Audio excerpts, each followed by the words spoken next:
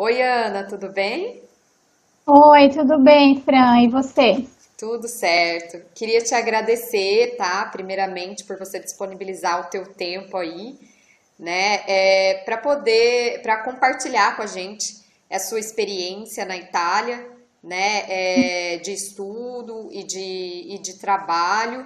Nesse nosso primeiro programa, né? Do projeto que a gente vai estar inaugurando aí, para falar sobre pessoas, né, ou brasileiros que foram morar em outros países e se deram bem, né, estão aí se adaptando à cultura, estão sendo bem-sucedidos, né, e compartilhar com aquelas pessoas que também têm o interesse em estar, talvez, buscando um país, né, para poder ampliar a sua experiência, né.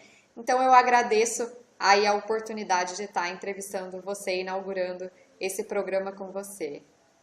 Eu que te agradeço a oportunidade. Imagina.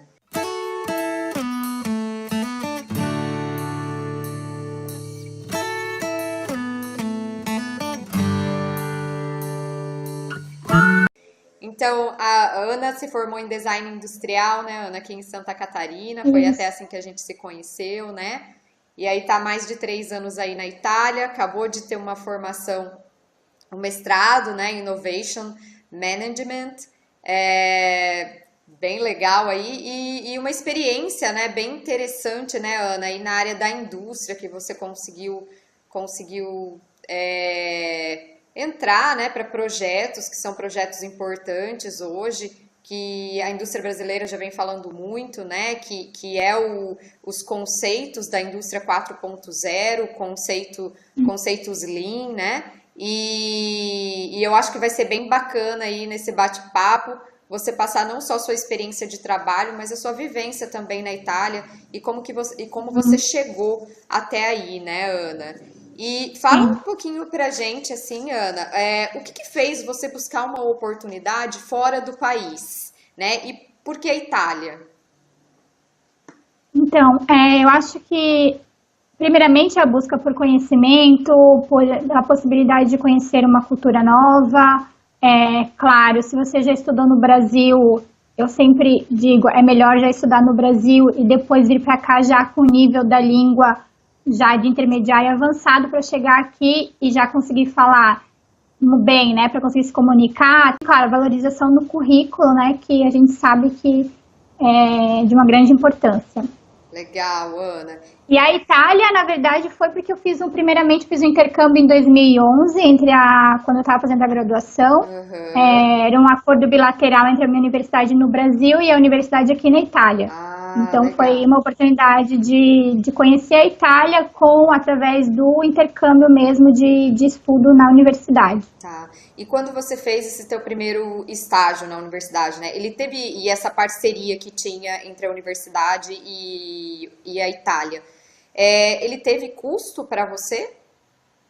Assim, eu tive que bancar toda a parte de viagem, de moradia. Eu só não pagava, no caso, o estudo, né, do idioma, Aham, que era, no certo. caso, o italiano, e também, no caso, o estudo na faculdade. Isso era tudo, né, tinha esse acordo entre as duas universidades. O resto eu tive que bancar tudo. Ah, Na época, foi em 2011, então o câmbio era mais favorável, né? Agora fica um pouquinho mais sim. complicado de vir assim sem nenhuma bolsa de estudo. Aham, ok. E Ana, fala um pouquinho pra gente, quais são as vantagens, né, de trabalhar em um outro país? Então, assim, acho que a vantagem, como eu já comentei, é a questão de você colocar no seu currículo que você tem essa experiência fora do Brasil. Acho que é muito importante porque as empresas vendo que você tem essa experiência no exterior, quer dizer que você é uma pessoa aberta, que você consegue lidar com pessoas de diferentes culturas, com pensamentos diferentes. Então, acho que isso é bastante importante. Legal, Ana. E você vê alguma desvantagem ou dificuldade que você teve, né? E como que você trabalhou com isso? Como que você conseguiu superar isso? Então, acho que desvantagem, eu acho que assim, mesmo você falando muito bem a língua, às vezes a língua é um problema, você acaba às vezes ficando um pouquinho retido, às vezes você não se desenvolve igualmente quando você está falando na sua língua. Eu acho que essa vai sempre ter, e não é só uma questão aqui acho que também de respeito, que a gente tem essa questão, às vezes, eu sou estrangeiro, e por mais que você fala super bem, às vezes você fica um pouquinho contido. Eu acho que é isso, mas sempre com calma, respeitando as pessoas. Eu acho que esse é o caminho, assim, para se dar bem no trabalho, né? Uhum. Assim, dificuldade também, para quem vem morar, vai buscar trabalho. Acho que, assim, se você vem buscar o trabalho, você tem que estar ciente que vai ter que começar por baixo, vai ter que fazer trabalhos que você talvez não estaria disposto a fazer no Brasil, né? Ou se você, assim, já tem uma experiência, eu sou formada, por exemplo, não sei, em farmácia. Então, acho que você tem que verificar tudo certinho no consulado, tem como reconhecer, tem como fazer essa profissão reconhecida aqui fora, né? No caso, no país que você vai. Então, verificar tudo isso antes de sair do Brasil. Certo. E o que você... Eu ia perguntar o que você recomendaria para as pessoas, né? Mas você falou das questões do consulado, de estar verificando, né, a profissão. E até verificar se você está disposto, né, quais os tipos de possibilidade que você tem para trabalhar fora, né? O que você, no teu caso, né, Ana, como você acabou terminando o teu mestrado, aí você fez um estágio, né? E esse estágio te ajudou, foi uma forma de entrar para a indústria, né? Que dica você daria para as pessoas que também querem tá buscando aí um trabalho, talvez na indústria, na tua própria área de atuação, né? Já que você conseguiu entrar na tua própria área de atuação. Então, eu acho que assim, se você vem estudar aqui é mais fácil, porque aqui na Itália, por exemplo, não são todos os países que funcionam desse jeito, mas geralmente se você tem uma carteirinha, né? No caso, o permesso de soggiorno aqui na Itália de estudante, você pode fazer o estágio. Então, assim, no meu caso, o estágio fui eu que busquei, fui eu que mandei o currículo para a empresa, mas eu tenho certeza, no caso, eu não usei a língua portuguesa, mas a empresa tinha sede no Brasil. E eu acho que isso facilita muito. Se você buscar uma empresa que tem sede no Brasil, que tem interesse na língua, no português, fica mais fácil, né? Legal. Então, acho que isso é uma forma de tentar entrar também dentro da indústria. Legal, Ana, uma ótima dica. Eu estava olhando o teu currículo que você encaminhou ali antes da gente começar a nossa entrevista, né? E hoje tu fala o inglês e o português, né? E o italiano fluente, avançado para fluente, né? E tu acredita que mesmo você estando na Itália, o inglês ele também foi um diferencial para você? Com certeza, porque aqui na Europa a primeira língua que eles pedem é o inglês, você tem que saber o inglês. Por quê? Porque, é óbvio, o país é muito menor do que o Brasil, né? A Itália é bem pequena, então qualquer contato que você tenha que fazer com o fornecedor, são sempre, a maioria das empresas aqui são multinacionais, então é muito importante você saber o inglês. Às vezes não ser super fluente, mas você vai ter que atender telefone, vai ter que responder o e-mail, vai ter que fazer a interpretação de algum texto. Tem que ter o inglês, é muito importante ter o inglês, sim. E geralmente eles acabam fazendo isso, então, em inglês também, não só em italiano. Isso. Entendi, legal. Ana, então fala um pouquinho mais pra gente, né, de forma mais específica, do último trabalho que você teve, né, enquanto trainee. Qual que era a tua função, né, as atividades que você executava lá, os seus principais trabalhos? Eu fui trainee nessa empresa, trainee na área de implementação da indústria 4.0. A indústria 4.0, para quem não sabe, é um tema bastante novo, é um termo que surgiu na Alemanha em 2011, e eles falam que é a quarta revolução industrial. Legal. Também nos Estados Unidos, geralmente, eles chamam de Smart Factory. E dentro dessa terminação são várias características dentro da indústria 4.0, como, por exemplo, o uso do Big Data, a parte de análise de dados, uso de robô, uso, por exemplo, da impressora 3D, são várias características que são dentro da indústria 4.0 e as indústrias estão começando, vamos dizer assim, a se mexer para usar dessas características em seu benefício próprio, né? Para buscar ser mais competitivo. Então, tem várias características aí dentro que aqui na Europa falam muito, no Brasil acho que está começando agora. Certo. Só para eu entender então um pouquinho melhor, né, Ana? Então, quando eu falo de indústria 4.0, né, significa que eu tenho um conceito, né, aonde eu vou ter dentro desse conceito várias características, né? Uma delas é bem forte a tecnologia, né? Pelo que eu entendi que você falou. E quando você quando você passa a transformar a indústria, né? No caso, a empresa que você está, né? Dentro dessas características, então eu passo a ter esse conceito implementado na minha empresa de indústria 4.0. Isso mesmo. Cada empresa, é muito difícil de uma empresa conseguir usar todas essas tecnologias ou todas essas características dentro, né? Então, cada empresa vai utilizar uma, duas, três características em seu benefício próprio, ou às vezes um benefício para o cliente também. Então, por exemplo, a empresa, ela não faz análise de dados. Então, assim, para fazer análise de dados, ela vai ter que conectar todas as suas máquinas para conseguir ter essa informação. Essa informação, com análise de dados, ela vai poder fazer manutenção preditiva. Então, ela vai saber quando vai ter que trocar algum pedaço da máquina, Então, tudo, são tecnologias que as empresas podem usar em benefício próprio e também em benefício do cliente. Certo.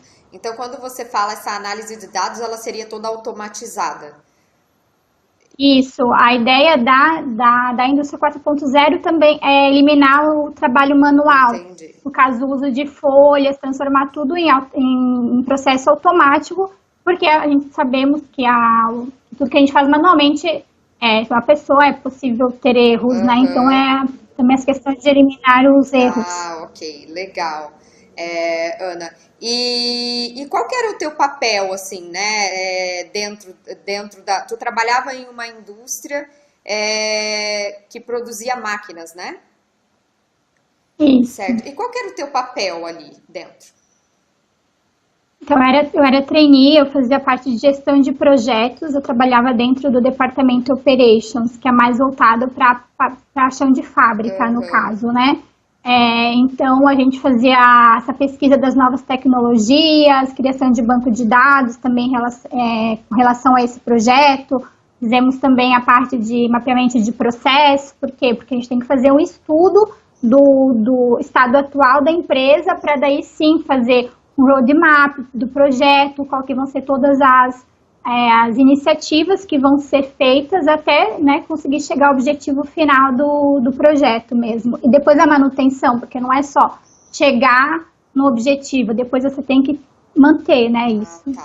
Tá. Então, só para eu entender um pouquinho, né? Então, você estava levantando várias informações ali, né, vários dados, transformando isso em informação, né, para vocês conseguirem entender qual era o estado atual da empresa, como é que a empresa estava, para aí traçar, né, quando você fala roadmap, significa traçar uma rota para você conseguir alcançar e chegar lá, né, naquelas características da indústria 4.0. É isso? Isso, vamos dizer assim, cada problema às vezes vai ter um tipo de característica que eu vou usar, mas a ideia seria essa. Praticamente é como dividir em vários steps, vários passos, até eu conseguir chegar no meu objetivo final, né?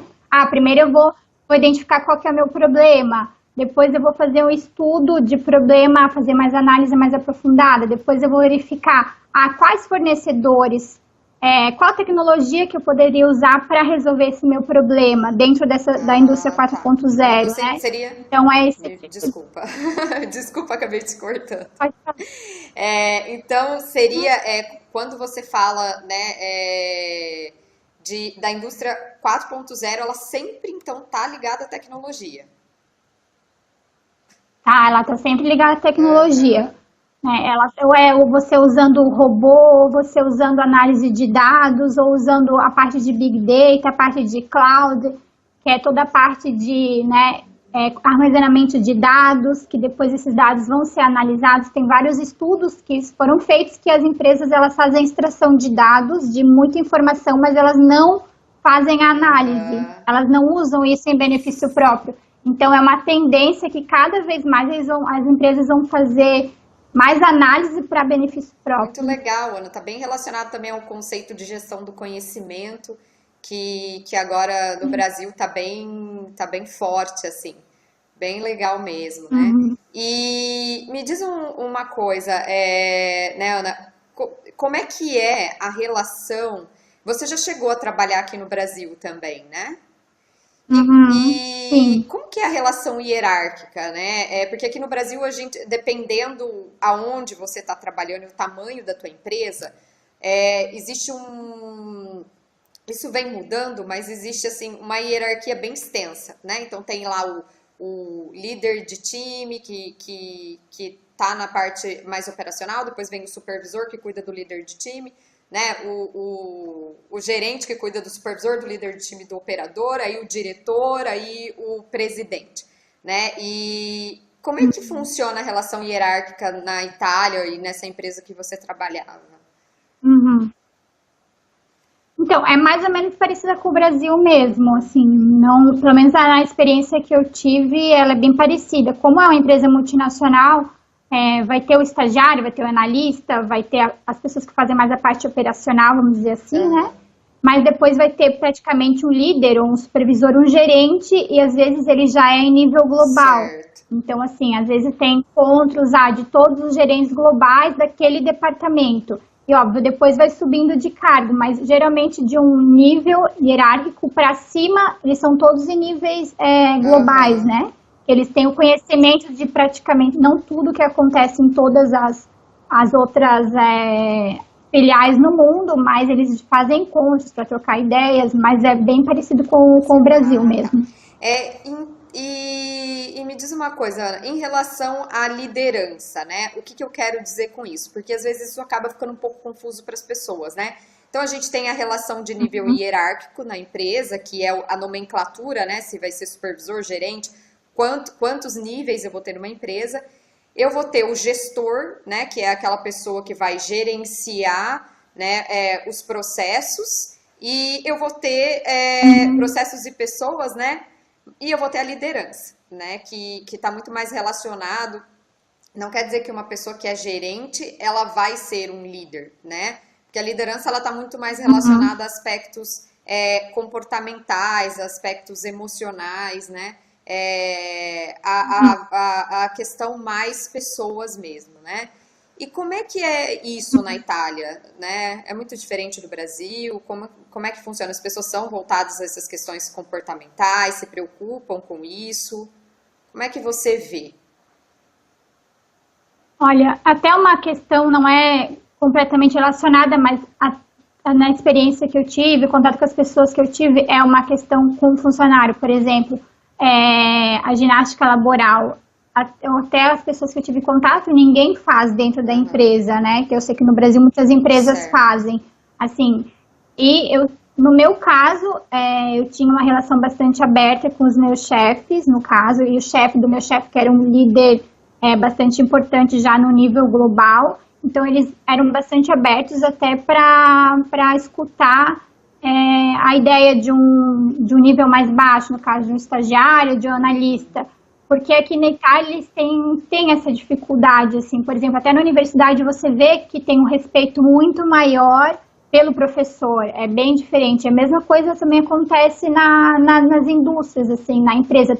Você consegue ver bem a diferença de nível, né? No meu caso, eu tive sorte que eles eram bem abertos, mas eu sei que não é uma coisa que acontece sempre. É mais controlado, vamos Só dizer para eu assim. entender um pouquinho a questão, né, que você trouxe ali da ginástica laboral. Não existe ginástica laboral aí? Olha, eu sei que existe mais, eles têm o conhecimento, mas as empresas não, Ah, elas não não utilizam, utilizam, que não, já não no levam caso do para o Brasil, Brasil. essa é a Não, diferença. No Brasil a gente utiliza. isso, Ah, tá, legal. isso. Legal acaba, acho que não sendo muito diferente também do Brasil, né, Ana? Porque tem empresas que você consegue ter uma relação mais aberta com o seu gestor, né? Mas existem empresas que ainda não, que existe uma relação hierárquica bem forte, né? E bem dividida mesmo, por níveis, né? E fica claro. Uhum.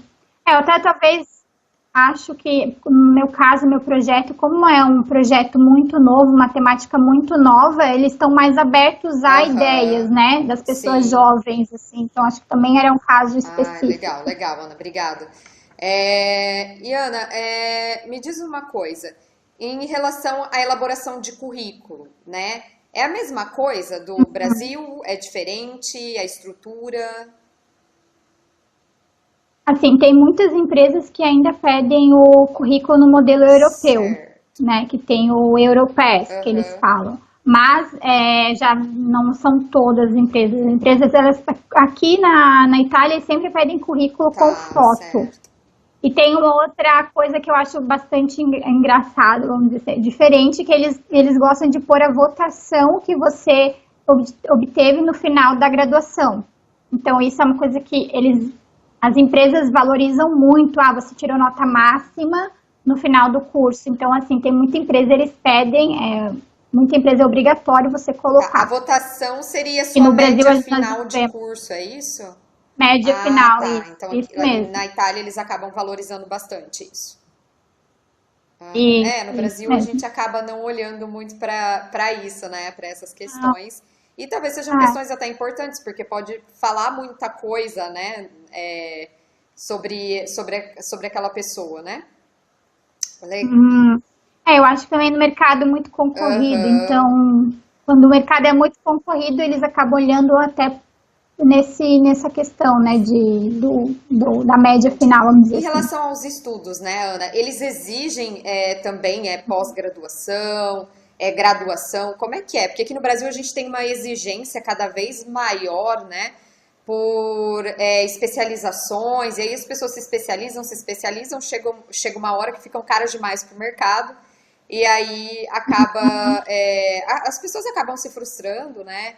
E como é que é aí? Assim, aqui é um pouquinho diferente do Brasil, né? Você faz uma graduação, são 3 anos, e com 2 anos a mais você tem uma laurea magistrale, que eles chamam. É como se fosse praticamente nossos 4 anos, 5 anos de graduação e mais um ano de especialização, vamos dizer assim. Então, assim, você aqui, só com uma graduação é muito difícil conseguir um Aham, emprego.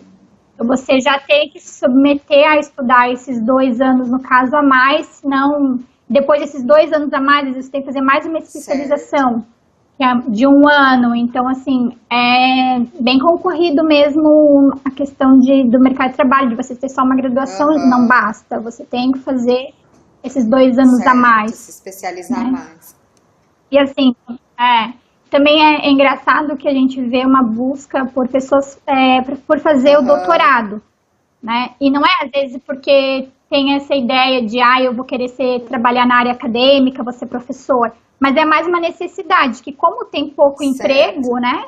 As pessoas acabam, vou ficar na área acadêmica, eu tenho uma bolsa de estudo e acaba ficando por fazer, vai fazer mais 3 anos, 4 anos de doutorado depois desse percurso todo anteriormente que Aham. fizeram, Acaba né? sendo um pouco parecido com o Brasil, né?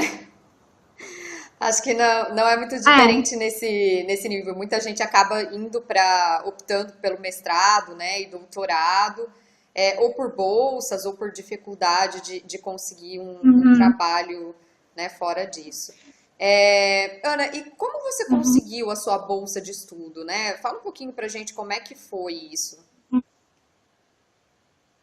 Assim, a minha bolsa de estudo, ela é da região, uma região lá do norte da Itália, e eu fiquei sabendo dessa bolsa de estudo na primeira vez que eu vim fazer o intercâmbio.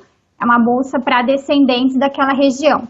Então, assim, a minha dica que eu dou, antes da pessoa vir e se ela quer estudar, tem que se programar muito bem, fazer, não é só por questão de programação de Aham. dinheiro, que é muito importante, a gente sabe que o câmbio é bem diferente, né?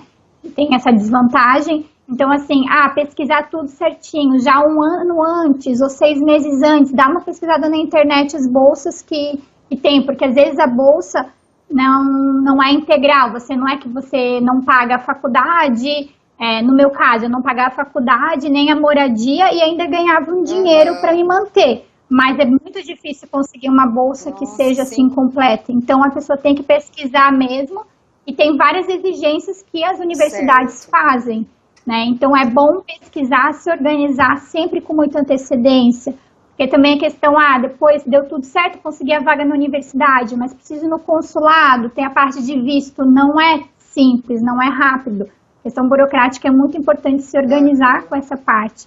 E claro, com o idioma, que eu já falei também, que é muito importante Certo. estudar, se dedicar, para chegar aqui já com um Aham. nível Ana, bom já. e me tira uma dúvida, né? Quando você conseguiu a sua bolsa, então a sua bolsa ela é do governo italiano, não é do Brasil. Ela não é do governo, ela é de como se fosse um Ah, estado certo. da Itália, Aham, né? De uma prefeitura da entendi. Itália aqui. E você tem que ter algum vínculo com universidades aqui ou não? Não, a meu vínculo, não tenho nenhum vínculo no Brasil, é tudo aqui. Então, a parte, quando eu fui pesquisar, eu vou pesquisar que curso que eu vou querer Aham. fazer. Então, geralmente, a parte de a vaga na universidade e a bolsa de estudo não é uma coisa só, são coisas separadas. Aham. Então, você vai ter que fazer toda a parte burocrática que a universidade exige, né? Às vezes vai ter entrevista por telefone, por Skype, no Certo. caso.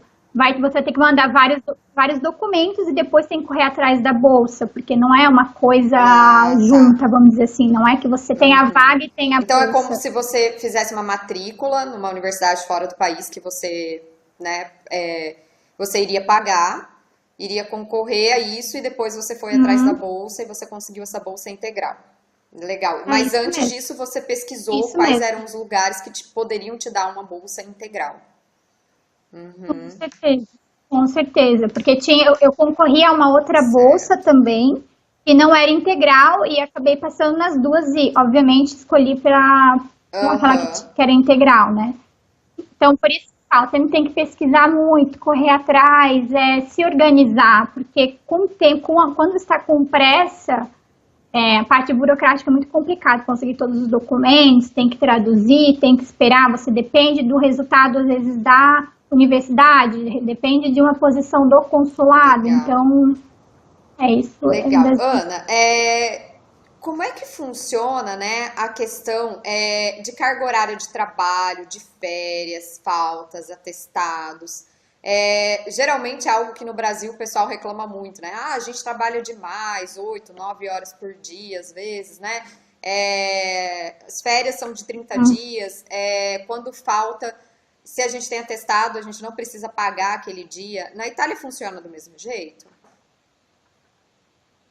É bem parecido, a carga horária ela é um pouco menor, né? Ela é um pouco, algumas horas, eu acredito que é umas 2 horas a menos por Aham, semana de carga horária, 2 ou 3 horas a menos, eles trabalham um pouco a certo. menos que nós, e no Brasil, no caso, né? Mas as outras questões são bem parecidas, assim, de férias, a questão se você está com atestado, você não precisa, né? Eles te pagam igualmente, Ah, como funciona legal. no Brasil.